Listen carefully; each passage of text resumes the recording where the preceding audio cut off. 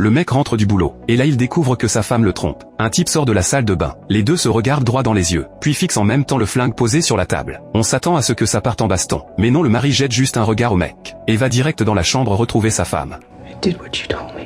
Parce qu'en fait tout ça c'était son plan depuis le début. Il a envoyé sa femme se rapprocher du chef de la brigade criminelle, pour balancer exprès l'info d'un braquage de banque. Ensuite les braqueurs préparent leur matos, et débarquent en caisse devant la banque. Les flics prévenus arrivent aussi sur place, et surveillent de près les mouvements des braqueurs. Les braqueurs foncent d'abord à l'intérieur, et dégomment toutes les caméras de surveillance. Puis ils maîtrisent tout le personnel, et les forcent à s'accroupir et à lâcher leur téléphone. Le chef des braqueurs attrape le directeur, et le force à appeler les flics. Le but c'est d'attirer toute la police ici, pour lancer la suite du plan. Tous les flics rappliquent sur place, pour gagner du temps. Le chef continue de mettre la pression au directeur, et rappelle la police. Il exige que dans l'heure, on lui amène un hélico et 30 millions. Sinon il bute un otage toutes les 10 minutes. Le chef fait un signe de tête à son complice. Celui-ci attrape un otage, et le traîne direct dans les toilettes. En entendant le coup de feu, les flics commencent à flipper. Ils se mettent à plancher sur un plan de sauvetage. Mais en pleine discussion, une explosion retentit dans la banque.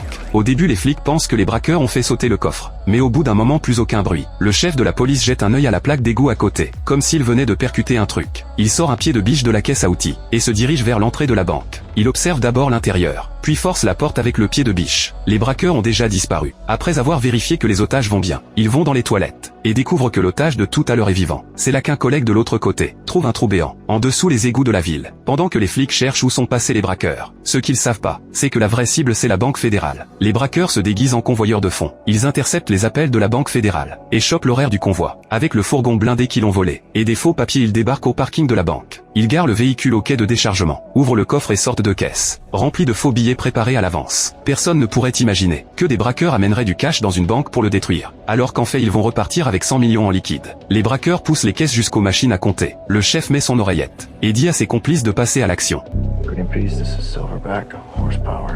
D'un coup la banque est plongée dans le noir. Les agents de sécurité, pour éviter toute perte, font évacuer tout le personnel de comptage. Le braqueur planqué dans la caisse peut enfin en sortir. Il brouille d'abord le signal des caméras, puis les vrais billets destinés à la destruction. Il les fourre à toute vitesse dans des sacs, et balance tout par le conduit à ordures. Les agents de sécu et les compteurs reviennent. Le chef qui attendait dehors prévient direct son complice de dégager, juste au moment où le personnel est sur le point d'entrer. Le complice se faufile dans la ventilation. Maintenant il leur reste plus qu'à se tirer d'ici, et voler le camion poubelle. Très vite le complice passe par la ventilation, arrive dans les toilettes de la banque, et sort tranquillement par le hall comme si de rien n'était.